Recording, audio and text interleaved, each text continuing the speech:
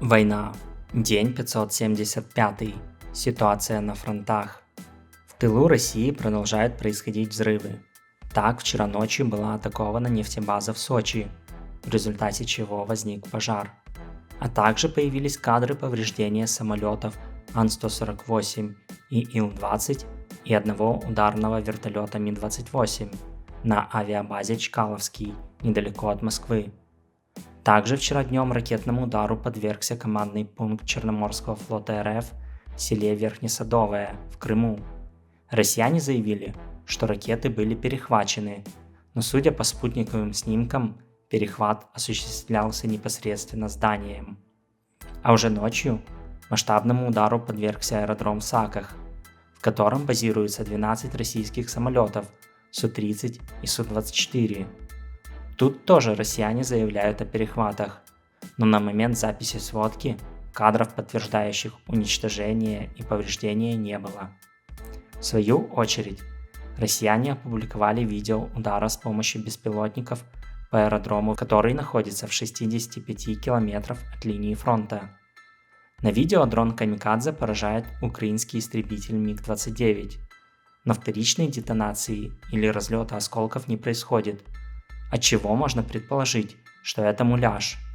Тем не менее, ситуация довольно серьезная, так как происходит действие российских дронов вдалеке от линии фронта, в том числе дрона-разведчика, который наводит на цель, что предполагает наличие связи с оператором. Также этой ночью масштабному ракетному удару подверглись украинские города.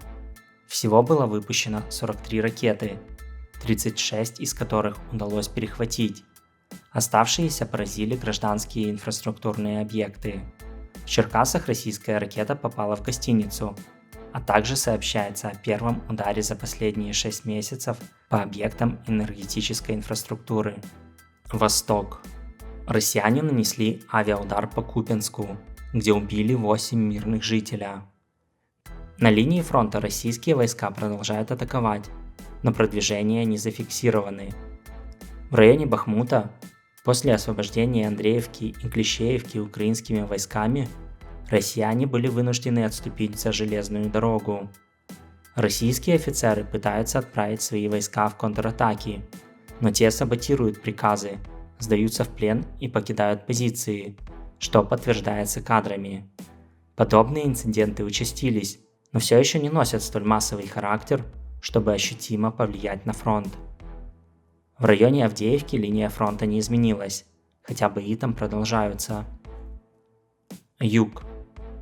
Продолжаются бои по линии Павловка-Приютное, но продвижений не произошло. Россиянам удалось стабилизировать ситуацию, задействовав резервы. На Токмакском направлении гелоцировано незначительное продвижение украинских войск, а также на восток, в сторону Вербового, где появились кадры, как украинские механизированные части на БТР «Страйкер» и БМП «Мардер» пересекают так называемую линию Суровикина, а российские войска силами 56-го парашютно-десантного полка пытаются купировать этот прорыв. Таким образом, мы можем отметить продолжающееся расширение имеющегося клина. Тем не менее, россияне задействовали тут резервы и проводят свои контратаки в основном на флангах, что не позволяет украинцам продвигаться.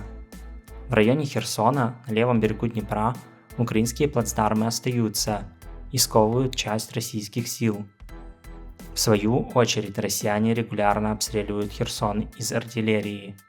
Так, только за минувшую ночь по жилым районам россияне нанесли 52 удара, в результате чего погибло 3 человека.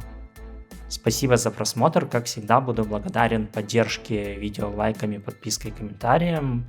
Также делитесь с ним в своих социальных сетях. Ну и можете поддерживать канал финансово на YouTube и Patreon, становясь спонсором.